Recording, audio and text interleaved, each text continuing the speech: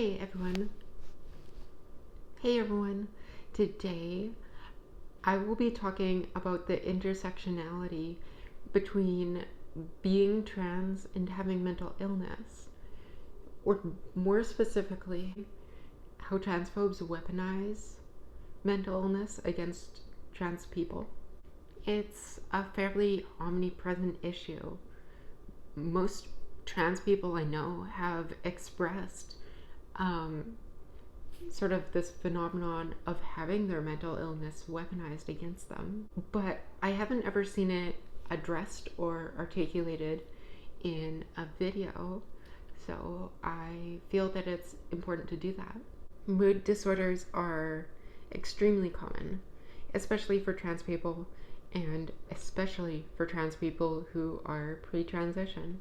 A large part of this is that trans people often have a large amount of hardships on top of any sort of neurological chemical imbalances that are already common in the population. This can be dysphoria, discrimination, or complicated self-worth issues due to being a highly marginalized person. Many trans people also just experience neurological chemical imbalances that are caused by hormones and are alleviated by HRT. Mood disorders can often be weaponized to dismiss transness, arguing that a trans person's dysphoria is just depression, where the transphobes don't really understand that it's possible to have both depression and dysphoria. I've heard this argument many times myself. It even takes form in the sort of arguments of J.K. Rowling and Abigail Shrier. It's sort of this fundamental misunderstanding of empathy where empathy is misused, where J.K. Rowling or Abigail Shrier are using their own teenage experience of mental health issues and placing them onto random transmen is used to come to the conclusion that the transmen are just going through the same thing that they did as a teenager, and that they're confused and that they shouldn't transition because of that. It really infantilizes trans men in a very inappropriate way. It kind of denies any ability for a person to understand their own experiences. It just interprets trans men as confused teenagers who don't want to be sad. Critics like these fail to understand that sometimes people have experiences that are different than their own, and hence trans men aren't just going through the same thing they did as a kid. This argument is sometimes paired with the idea that trans people shouldn't be able to transition until they work on or fix their depression. This leads into the core concern that trans people are confusing their emotions, and that trans people can't understand their emotions unless they're already mentally perfect. And therefore, if they're working on transitioning while they still have depression, they're working on the wrong solution. All their effort should be devoted towards their depression. This totally ignores the reality of depression and transness. Many people will never fix their depression or other mood disorders. There's lots of conditions that are lifelong. It totally ignores that trans people can transition and still work on their mental health at the same time. It also totally ignores that transitioning can be a way of improving your mental health. Not being able to transition can be a source of depression, and many people won't be able to have their depression improved or especially cured when they're not able to transition. Mood disorders can also be weaponized to pressure for detransition or to prove that transition wasn't the right option after people have already transitioned. If a trans woman does so much as express that she has depression, it can be used as evidence that transition was wrong for her. And then she generally gets used as a prop to demonize trans healthcare for everyone. You're not allowed to be a trans woman in public if you're not the idealized version of happiness. It doesn't matter if your mood disorder isn't at all related to your transition. And it doesn't matter if transition still improved your life and that you feel 1,000 times better. If you still have depression or another mood disorder, it's evidence that you're unhappy and evidence that transition wasn't effective. Mood disorders are also weaponized to prove that a person can't handle transitioning. And this is very counterintuitive. While in some cases people benefit from waiting, in most cases it's incredibly harmful to bar a trans person from receiving medical treatment. Withholding medical transition has been shown time and time again to be incredibly detrimental to mental health. Emotions in general are also used to misgender trans people. When I may express emotions such as anger or frustration, it can be used as evidence that I'm masculine and evidence that I'm really a man. But when a trans guy friend of mine gets angry, it's used as evidence by his family that he's being hormonal and therefore really a woman. It's the exact same emotion, but if you're a trans man, it's deemed feminine, and if you're a trans woman, it's deemed masculine. Eating disorders are also commonly weaponized against trans people. They're commonly used to dismiss the dysphoria, especially of teenage trans masks, as just being misattributed body insecurities. It reduces the emotional capacity of trans people. Transphobes aren't able to understand that a person can be socialized to be insecure about their weight and also have genuine dysphoria. In a similar manner, eating disorders can be twisted into arguments that trans people aren't able to perceive ourselves and we're therefore delusional, or that we're incapable of acting in our own best interest if we do have any sort of destructive behaviors such as disordered eating. Eating disorders also just can be used to stigmatize trans people and transition. Trans women are the #1 demographic for eating disorders. But instead of being able to empathize with this sort of struggle that trans women have, transphobes code this as malicious. They refuse to understand that trans women can be victimized by beauty standards, and they fail to recognize the excessive pressures to conform that trans women have. This is because they fundamentally don't see trans women as women. They type trans women as malicious outsiders to womanhood, and therefore they're not victimized by the same struggles of women's beauty standards. But they perceive them as men who are promoting these beauty standards. This is evidently very harmful. Beyond how it misgenders trans women, it pins the moral weight of the suffering of eating disorders onto trans women, not just blaming trans women for their own eating disorders and suffering, but the suffering of other women. This ridiculous transphobic narrative makes it extremely hard for trans women to access treatments, especially since eating disorder facilities are often segregated by gender. Trauma disorders are one of the most abusively weaponized disorders. If a trans person admits that they've undergone trauma, especially childhood trauma, it's used to explain why they're trans. This plays into the trope that trans people are just broken cis people, that we're all born cis, but something bad or wrong happens that makes us trans, something that makes us think we're the wrong gender, something that makes us not normal, something that makes us delusional. Some more extreme transphobic tropes blend this into even more harmful and dangerous ideas, such as the transsexual serial killer trope that deviantizes us in a similar way that sociopaths are. Mommy and daddy issues are especially weaponized against trans people.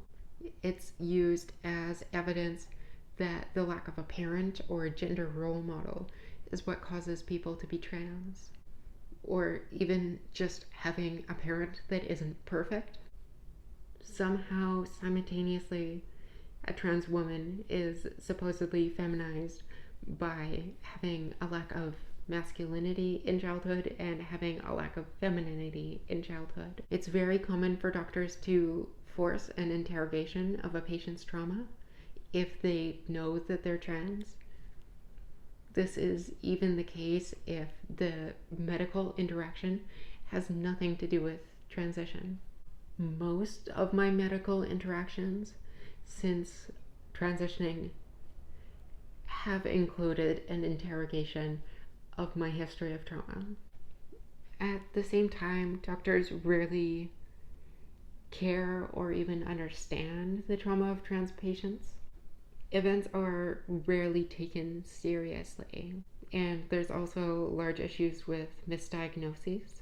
Many trans people, especially trans women, form a sort of complex post-traumatic stress disorder that's related to their experiences transitioning, both the experience of being in the closet and experiencing discrimination after coming out. Doctors rarely understand this sort of relation, so this complex post-traumatic stress disorder often just gets diagnosed as BPD. Personality disorders and psychosis are often handled in the same way. They're weaponized in a way to prove that a person's transness is delusional. It argues the revoking of autonomy because they believe that a person who has a personality disorder is completely unable to understand themselves or the act of transition. And most awfully, it's used to completely dehumanize trans people in a way that's deeply transphobic and harmful to neurodiverse people. Finally, there's impulse control and substance use disorder. These are weaponized in a way to further deviantize trans people. This is especially the case for impulse control disorders that relate to crimes such as theft or illegal substances, especially since impulse control disorders affect decision-making power. They're very easily used to argue for the revoking of a trans person's autonomy over transition. This is even the case if the impulse control disorder has nothing at all to do with transition or gender. These disorders are rarely empathized with at all when they affect minorities. So these conditions are instead treated with alienation and further discrimination instead of help or support or any sort of structural change to help improve the conditions of these communities. This all puts trans people with mental illness in a very, very hard position. It's often said that diagnosis criteria for transition is a bit of a catch-22. You have to prove that you're mentally well and that you're fully able to consent to transition and understand what it will do. But at the same time, you need to prove that you're mentally unwell and that you have enough dysphoria to necessitate transitioning. I think it's incredibly important to break down these stigmas in order to work towards trans liberation. Trans people aren't allowed to be honest with themselves, and they're not allowed to express an identity that includes their mental health or that includes conditions they may have. Acceptance is entirely conditional on being neurotypical. And trans people often have to prove themselves to be neurotypical in order to be one of the good ones. This inadvertently forces trans people to perpetuate the stigmas of mental illness, especially against other trans people, as it's required for survival. This also means we don't get honest media depictions of ourselves. Within the tiny handful of positive trans media depictions, they're only ever allowed to be neurotypical, and the only things that they're allowed to ever be upset about are dysphoria or discrimination. We're not just not allowed to see neurodiverse trans people, we're not allowed to see trans people that have human emotions. We're not allowed to be sad, and we don't have the representation to relate to normalize it or make us feel human. This further alienates us. Trans people also aren't able to receive help due to these stigmas, on top of existing medical barriers of being trans. Being neurodiverse further marginalizes you, and it makes you a target for more discrimination. If you're neurodiverse, you no longer fit the narrow medical definition of acceptable transition. And expressing any concerns you have or symptoms risks losing you your transition. This forces many trans people to not have access to diagnosis, therapy, medications, or other treatments far after they should. And the potential for having your mental illness weaponized against you makes it much harder to confide in friends or family, which leads to a great amount of isolation. I don't think there's a clear solution to fix this. I think a sudden increase in representation for trans people who are mentally ill wouldn't necessarily do anything but further stigmatize trans people instead of breaking down the stigmatization of mental illness. Though I don't think invisibility and respectability politics do anything for trans people except perpetuate the stigmas. And it certainly isolates other trans people from our own community if they're not able to confide in us or express their mental illness. I think it's important to express ourselves honest and complicated and show that we're human.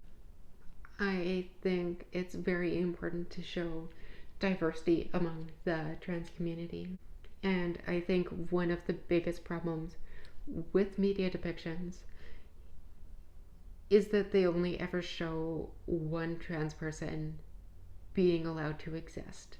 It has a habit of reinforcing the numerical minority of trans people, and what representation is shown becomes monolithic, and it prevents any sort of complicated discussions of transness. I hope this video was informative and that you enjoyed watching it. And if you did, I would absolutely love to have you follow along. And I'd love to hear your thoughts, experience, and where you think the trans community should go in the effort to break down the stigmatization of mental illness. And finally, I hope you have a great day, and I will talk to you later.